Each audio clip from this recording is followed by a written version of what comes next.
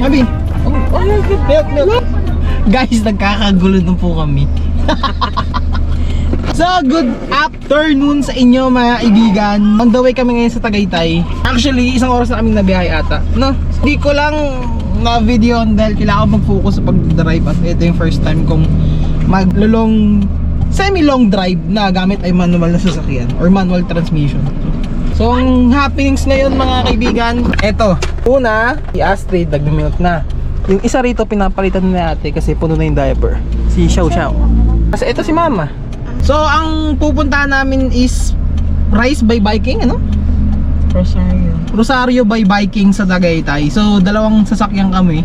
Isa, si Ate Karen, nauna sila. So, kami hahabol na lang. Pagkape muna ako! Bye-bye!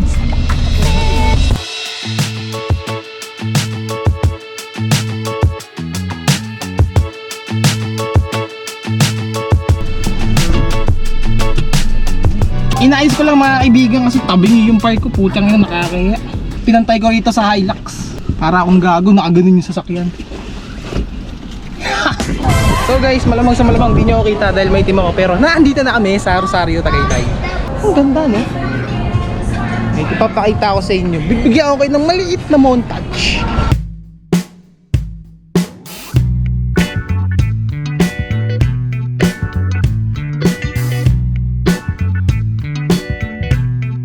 Ayun yung maliit na montage na ibibigay ko sa inyo. Bahala na kayo dun.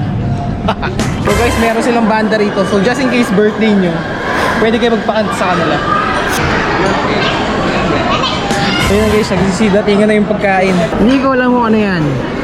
Ito, lechon manok. Ito, parang chicken biryani. Not sure. Ito malamang kanin to. Uy, ano to? Pistang kanin to. Rosario pistang kanin. Rosario pistang kanin.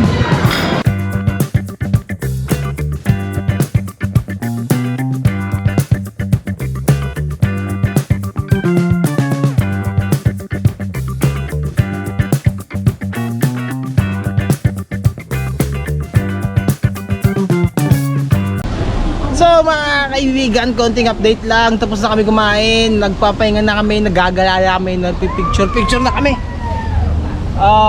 Ay si Astrid do.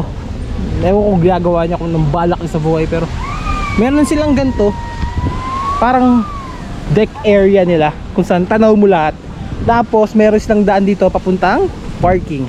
At may ganito rin sila. Gusto nyo mag-tsuktsakan, this is the place.